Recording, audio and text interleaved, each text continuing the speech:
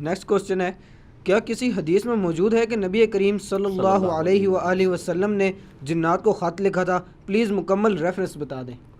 او یار یہ آج کل ایک کلپ چلا ہوا ہے بڑا مشہور، وہ لال داڑھی والی سرکار نے بھی کہیں بیان کیا ہے، تو کہ جی وہ نبی صلی اللہ علیہ وآلہ وسلم نے جنات کو خط لکھا تھا۔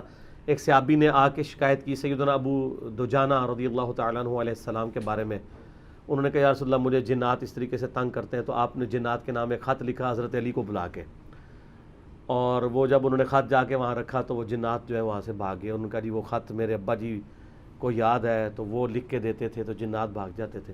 کوئی نہیں، ہو سکتا ہے ایسے جنات سے وہ خط ثابت ہو نبی علیہ السلام سے یا نہ، اگر کوئی سمجھتا ہے اس طرح سے جنات بھاگ جاتے ہیں تو ٹھیک ہے کرے، ہم تو اس سے بڑی بات کرتے ہیں۔ صحیح مسلم میں حدیث ہے تم اپنے زمانے جاہلیت کے دم مجھ پہ پیش کرو، اگر اس میں شرکیہ الفاظ نہیں ہیں تو تم ان کو اسلام میں بھی کرتے رہو اگر تمہیں اس سے فائدہ پہنچے، کوئی ممانعت نہیں ہے۔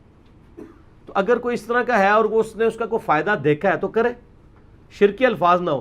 ایون اگر کوئی غیر مسلم بھی ہے، جیسے آپ یہ دیکھیں ڈسکوری چینل کے اوپر ہانٹنگ پروگرام لگتا تھا، غیر مسلموں میں لوگ موجود ہیں وہ بھی جنات نکال دیتے ہیں، اگر شرکی الفاظ نہ ہو تو جیزس کرائسٹ کو خدا کہہ کے نہ بلا رہے ہوں تو آپ کروا سکتے ہیں علاج کے طور پہ، ٹھیک ہے۔ باقی رہا اگر آپ اس کو حدیث پیش کریں گے تو یہ حدیث تو بہت کمزور درجے کی ہے۔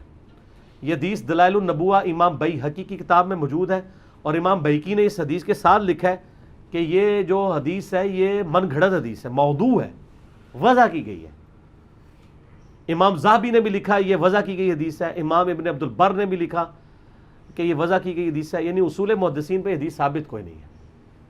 تو باقی اس میں کوئی الفاظ میں نے پڑھ کے دیکھیں، کوئی شرکی الفاظ تو کوئی بھی نہیں ہے، اللہ ہی سے مدد مانگی گئی ہے۔ اگر اس کو کوئی علاج کے طور پہ لے لے تو وہ ویسا ہی علاج ہے جیسے زمانے جاہلیت کے کافروں کے دم بھی چل رہے ہیں تو وہ چلتے رہے، تو اگر آپ ضعیف روایتوں پہ دم چلاتے رہے تو چلاتے رہے۔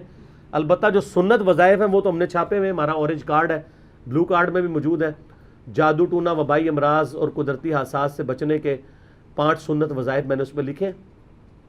آیت الکرسی کا وظیفہ صبح شام 1 دفعہ صحیح بخاری میں موجود ہے، اللہ تعالیٰ کی طرف سے فرشتہ حفاظت میں مامور ہو جاتا ہے، سنن نسائی الکبریٰ میں ڈیٹیل موجود ہے۔ معوذتین سنن ابی داؤد جامع ترمذی میں حدیث ہے کہ یہ 3 صورتیں ہر چیز سے تمہیں کفایت کر جائیں گی، آخری 3 صورتیں سورہ اخلاص، سورۃ الفلق اور سورۃ الناس، صبح شام 3 دفعہ پڑھیں۔ اسی طریقے سے سنن ابی داؤد میں حدیث ہے کہ جو شام کو 1 دفعہ پڑھ لے صبح تک اللہ کے قلعے میں رہے گا، جو صبح پڑھ لے شام تک اللہ کے قلعے میں رہے گا۔ لا الہ الا اللہ وحدہ لا شریک لہ لہ الملک ولہ الحمد وہو علی کل شیء قدیر۔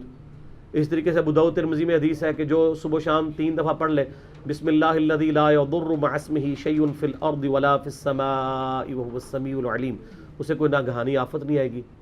اس طریقے سے صحیح مسلم میں ہے، مسند امام احمد میں ہے، جو 3 دفعہ پڑھ لے اعوذ بکلمات اللہ التامات من شر ما خلق، تو کوئی موذی جانور، بچھو وغیرہ کا ڈنگ اسے اثر نہیں کرے گا۔ یہ سارے سنت وظائف ہیں۔ صحیح مسلم میں حدیث ہے سورہ بقرہ کو شیاطین نہیں پا سکتے، جس گھر میں سورہ بقرہ کی تلاوت ہو جنات وہاں سے بھاگ جاتے ہیں۔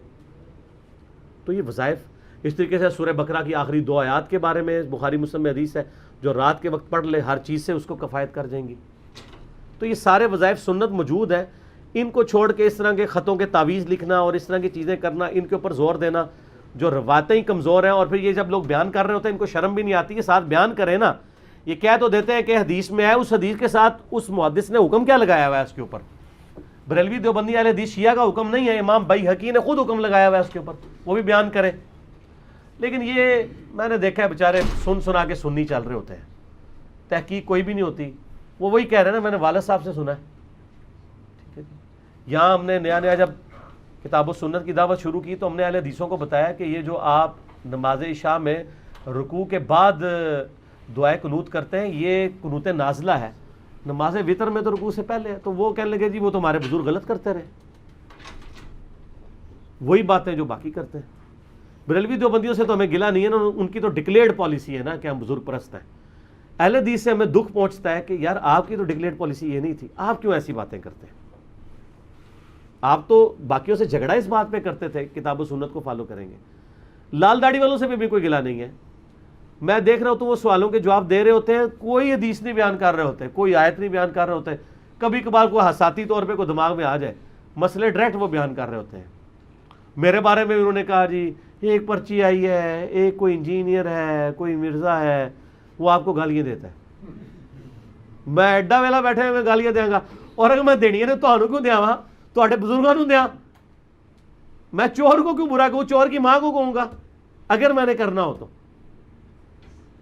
تو پھر دیکھیں نا، میں نے ان کی جو مدنی کلاس لی ہے وہ آپ جا کے دیکھ لیں تو آپ کو کلیئر ہو جائے گا. میں بس اس طریقے سے تو وہ جواب میں کہتا ہے اس کے تو نام میں ہی مرزا ہے، تو نام ہی ایسا ہے. یہ تو اسی طریقے سے نعوذ باللہ ابو لہب بھی ہاشمی تھا اور نبی علیہ السلام بھی ہاشمی تھے. باقی قبیلوں کے نام ہم کاٹ نہیں سکتے. بعض لوگ مشورہ دیتے ہیں آپ مرزا لکھنا چھوڑ دیں، اس طرح نہیں آپ کر سکتے. صحابہ کرام نے کیا چھوڑ دیے اپنے قبیلے؟ ابو موسیٰ اشعری قبیلے کی نسبت تھی، اشعری لکھتے تھے. ابو ذر غفاری قبیلے کی نسبت تھی. اور پھر بنو تمیم جس میں ذوالخویسرہ تمیمی نجدی پیدا ہوا، جس نے حضور علیہ السلام کو کہا کہ اللہ سے ڈرو اور انصاف کرو، جو بخاری مسلم حدیث ہے، اس کی نسل میں بھی خوارج پیدا ہوں گے.